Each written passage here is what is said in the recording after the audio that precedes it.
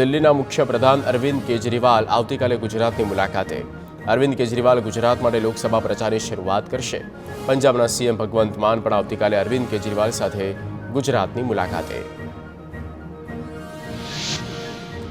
ગુજરાત રાજ્ય કેજીબીવી કર્મચારી સંઘના ગાંધીનગરમાં ધામા. વોર્ડન કમ હેડ ટીચરની ભરતી બાબતે અસંતોષ. વોર્ડન કમ હેડ ટીચરની કાયમી નિયુક્ત કરવાની માંગ. રાજ્યની 239 જેટલી કેજીબીવીના કર્મચારીઓનો ગાંધીનગરમાં વિરોધ.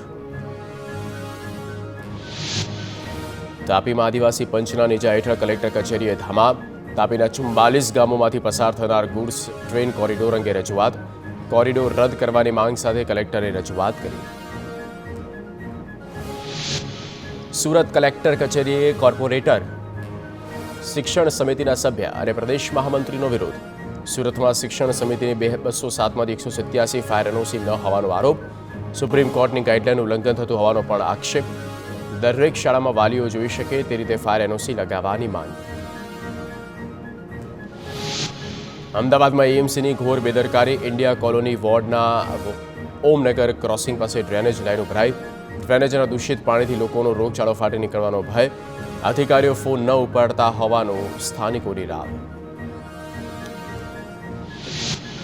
બનાસકાંઠાના સરહદી વિસ્તારના ખેડૂતો માટે માઠા સમાચાર. 15 માર્ચથી સિંચાઈ માટેની કેનાલમાં પાણી બંધ કરાશે. નર્મદા વિભાગે નોટિસ આપીને ખેડૂતોને આપી સૂચના. થરાદ, સુઈગામ, ભાભર, કાંકરેજ સહિતના તાલુકાને અસર. ઉનાળુ વાવેતર ન કરવા નર્મદા વિભાગે આપી સૂચના.